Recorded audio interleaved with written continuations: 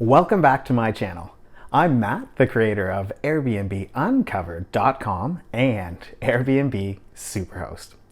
On this channel, I uncover some of the best kept hosting secrets, as well as share with you everything that I've learned after hosting over 3,000 guests. Today's video is everything you need to know about posting reviews on Airbnb. I'll explain how reviews work, what the rules are, how to write them, and how to deal with the bad ones. This channel is fully dedicated to new hosts. The types of videos I post weekly are the must-have information that you need to become a stellar host, as well as all of the things I wished I'd known when I first started my Airbnb. I'm focused on creating a community of responsible and reliable hosts who will likely go on to become super hosts. If you're new to my channel, please subscribe so you don't miss out on any of my new videos. If you're enjoying my videos, please share them with other new hosts. If you've already gotten some reviews, copy-paste the one you're most proud of in the comments below. So let's get into how reviews work on Airbnb. The first thing you need to know about reviews is that reviews are written secretly. So you won't be able to see how your guests have reviewed you until you've reviewed them. Once both reviews are written, they are unlocked and posted to the respective profiles. And now you'll be able to see what your guests thought about their stay. Both the guests and the hosts have 14 days after a reservation has ended to write the review, and reviews cannot be written until the guest has checked out. Once both the host and the guest have posted their review, they cannot be changed unless they violate one of Airbnb's rules. I'll explain the rules in just a second. But if the review is found to be in violation, it will be taken down or edited by Airbnb. The host and the guest can never change any part of the review once they've both been posted. You are, however, able to edit the review so long as the guest hasn't posted their review yet and it's fewer than 14 days after checkout. Reviews are one of the most important responsibilities that we have as hosts. Future hosts rely heavily on past reviews when determining if they want to host a guest or not. And I'm guessing the first thing you do when evaluating a reservation request is to check the guest's past reviews. By not reviewing your guests, you deprive the community of one of its most helpful resources. And that's a look into what a potential guest could be like. When the review period opens, you will see the option to review your guests inside the message thread. This usually happens a few hours after checkout. You will be asked to provide information on the guest stay in 4 main areas. The first is a public review, the second is a private message, the third is a rating out of 5 stars for cleanliness, communication, and adherence to the house rules, and the fourth and final area is the answer to the question of whether or not you'd host the guest again. Let me briefly explain each of them. The first area is the public review that will go on the guest profile. This part is not written for the guest. It's written for future hosts. A lot of hosts make this mistake and will write a personal message to the guest, thanking them for their stay and encouraging them to return. This is an incorrect use for this space. In a moment, I'll give you some tips on how to correctly write this section, but let me first finish explaining the other 3 parts of the review process. Now, the second part of the review is the private message section. And this is where you write your personal message to the guest, thanking them for their stay and welcoming them back. Of course, if they were a good guest. If they were a less than ideal guest, you can give them tips and areas for improvement in this section.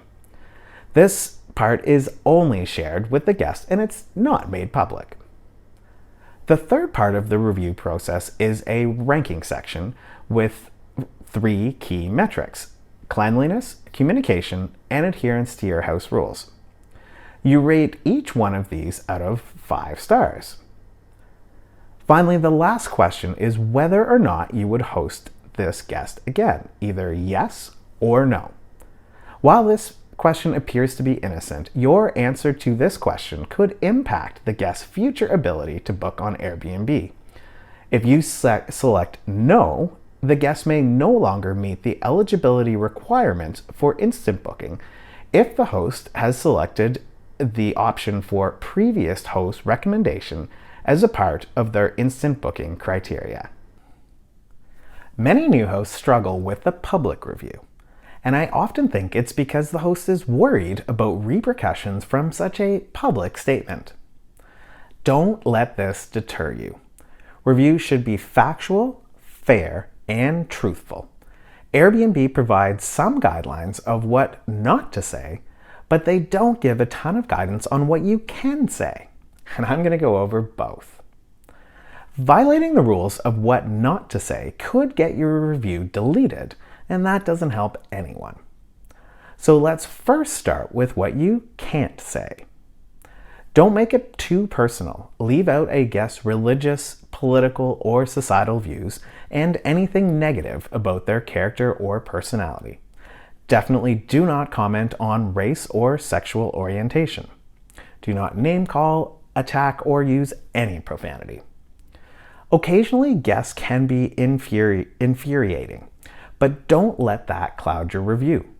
Remember, the community of hosts needs your review not to be removed so that we can be warned of a bad guest.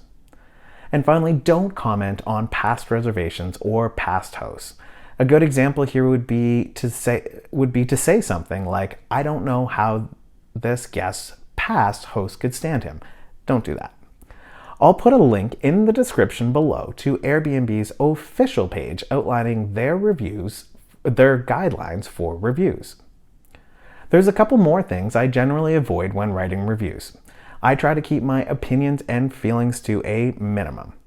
If a guest drove me nuts asking a million questions about things that are outlined on my listing, even though I'd love to write something like, "This guest doesn't read anything and sent me a ton of messages with dumb questions," I would definitely just write something like, "This guest didn't read my listing details, which caused them to ask numerous questions."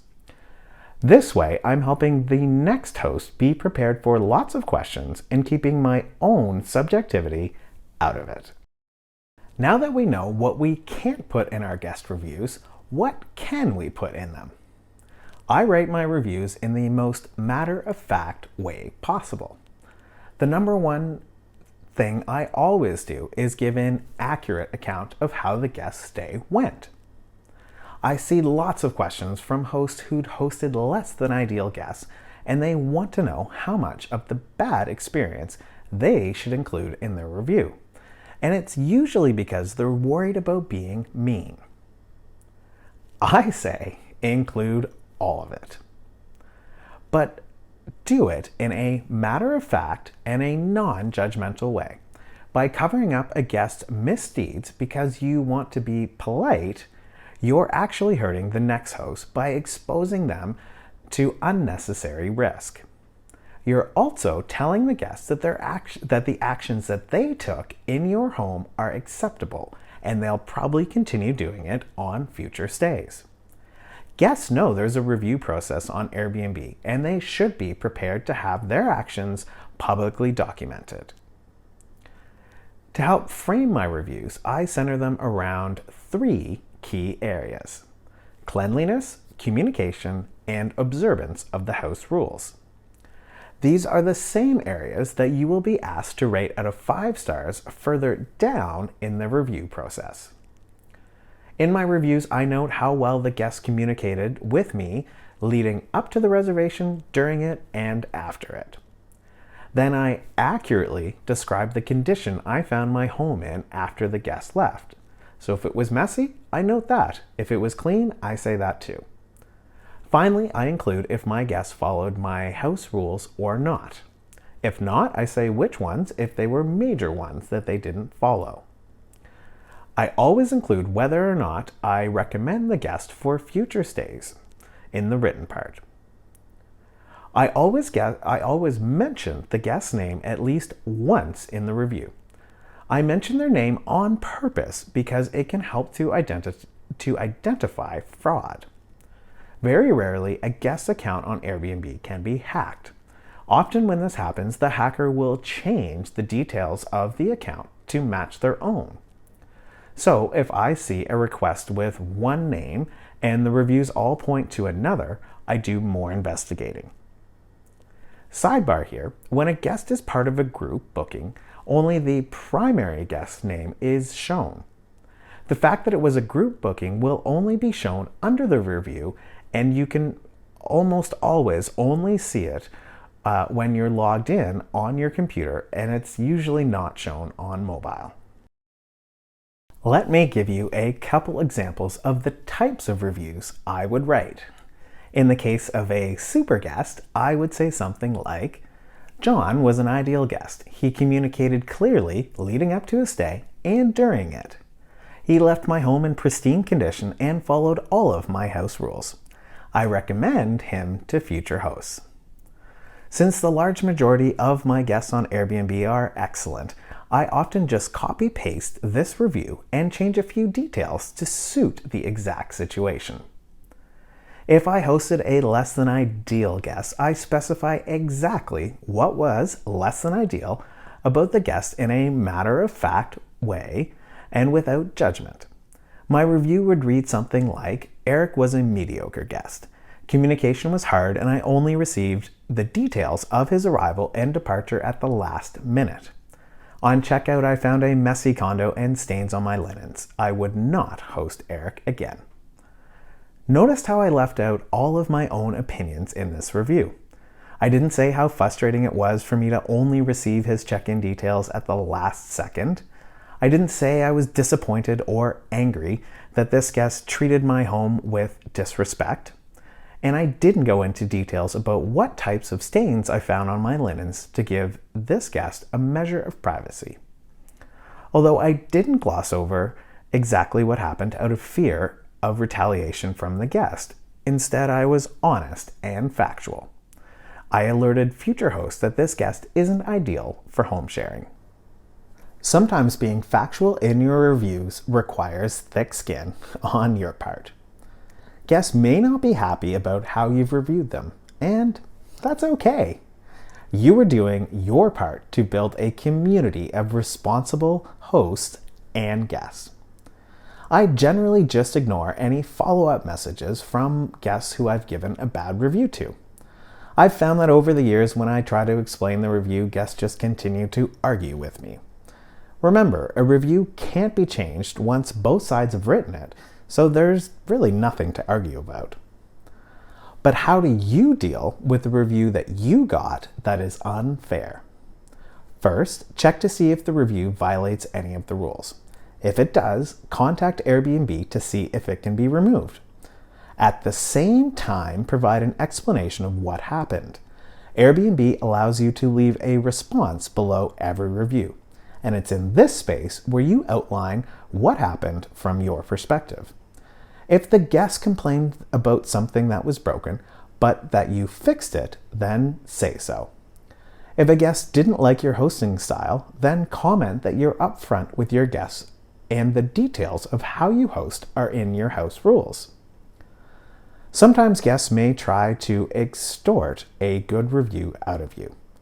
This is 100% against the Airbnb rules. Conversely, you cannot offer something in exchange for a good review. Doing this is almost a surefire way for Airbnb to take disciplinary action against you, which could mean being kicked off the platform. Airbnb takes reviews very seriously. Let me give you a quick summary. This week's episode looked at reviews. I explained that they're written in secret and you don't get to see how the guest has reviewed you until you've reviewed them. I covered the rules of reviews, which are not to make it personal, not to attack a guest, and not to comment on past hosts. I encouraged you to make your reviews as matter of fact as possible and to always be truthful in them. By covering up a guest's shortcomings, you are putting future hosts at risk. Just imagine how annoyed you'd be if a guest was disrespectful in a past Airbnb and then did the exact same thing to you and the host didn't warn you. I also prepared you for bad reviews as both the recipient of one and the author of one. If you enjoyed this video, and I hope you did, then please give it a thumbs up. If you're new to my channel, please subscribe and click on the notification bell so that you'll be notified when I post a new video. They come out weekly on Tuesdays. And finally, if you know of someone who could benefit from this video, then please share it with them. Thanks again for watching, and bye for now.